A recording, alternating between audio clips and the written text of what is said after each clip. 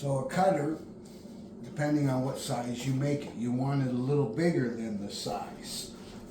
Then you just cut them and you place them in like this with your fingers, like so, and make sure that they cover the whole, like push it in so that there's no space between it and the pan. That way it won't get up underneath it. Now, you can see how thick that is. That's a nice thickness for a tart. Especially if you're making blueberry, cherry, or apple. Now, you can make any size you wish, but, see now, if that's a little thick, so all you do is finish the others.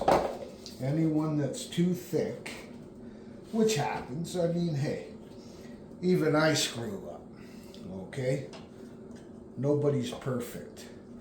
And the guys that tell you, oh, I do it all the time and it turns out beautiful, bullshit. Okay? It's not always turning out perfect. I've made things that don't turn out perfect, and I've been baking probably before most of you guys were born. So, there, see, that's perfect. Just push it in the well.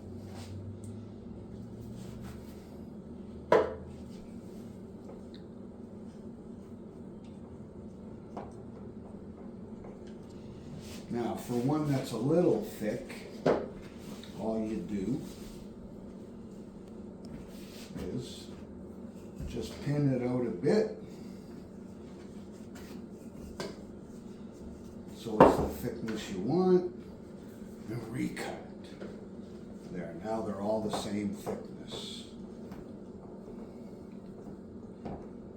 Just like so. Okay? They should just look like that. They don't have to look like that. They can look like anything you want. Then to do the other pan, see, you can see this is all nice and crumbly. See all the shortening or lard, or that's what you want to see. Not this texture until you make it that texture. That way your dough, now you take your scraps, the same amount, and you just put it in with the new until they form one piece. And then just warm it up a bit because it was in the fridge.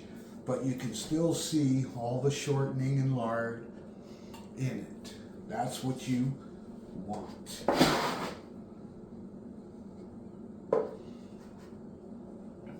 And you just roll out your second one.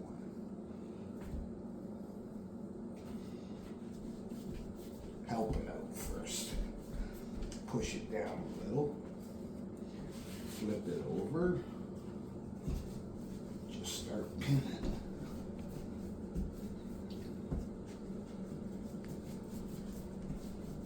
Now, when you pin it out, the same thing. See, you can see the shortening and lard, all the veins. Okay, that's what you want to see. Then you know you're going to have a really, really nice pie dough. Very flaky, very flaky.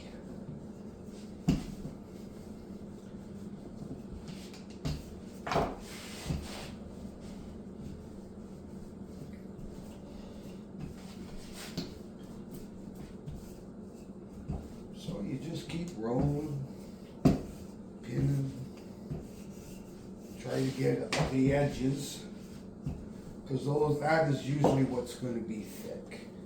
Then you shrink it a little, just so that you can, so it won't shrink in the pan. Then we do the other 6, like so.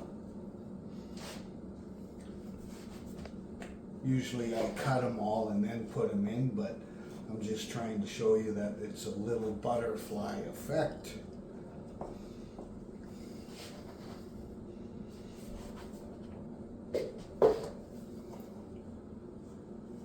Just nice and simple like that. Then if it's a little thick, same thing.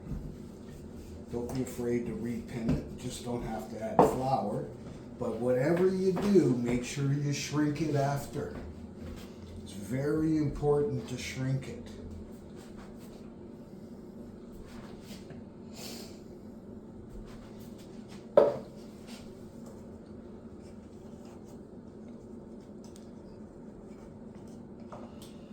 Now, the oven is on at 350.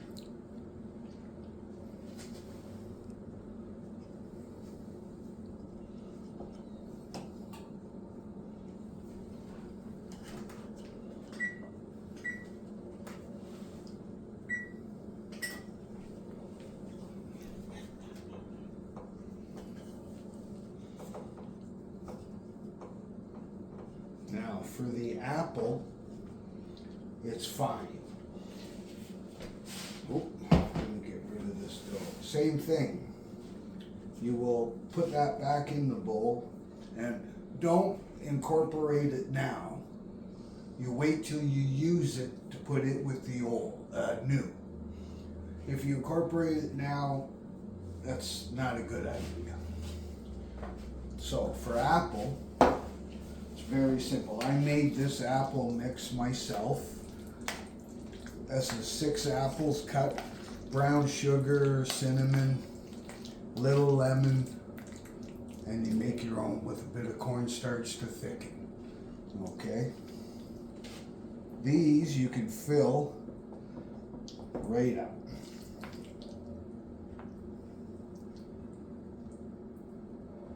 Just like so.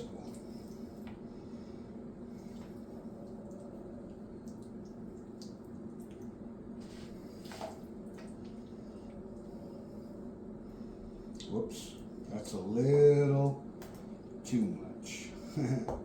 You don't want to have it so they overfill, but just enough to make it so when you eat them, there's lots of filling.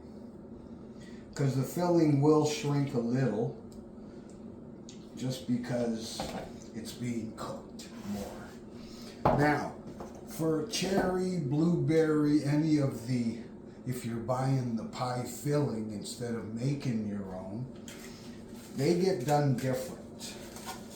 Put a little pan inside,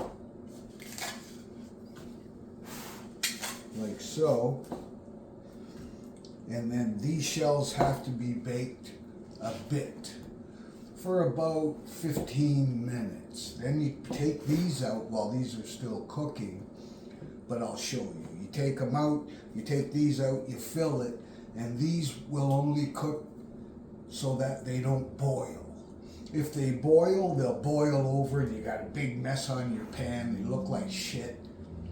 So this is the better way to do it. Bake these for a good 15 minutes, take them out, then put the filling, put them back in the oven for another 15 minutes. The crust will be cooked and these will also be cooked without boiling over and looking like crap. Okay, we will be back as soon as I bring these out of the oven. Thank you. So we are back with the pie dough. Now, it's been in the oven for about 15 minutes. You can cook them longer if you want. You just want them cooked till they sort of brown a little. See? They've made a firm piece.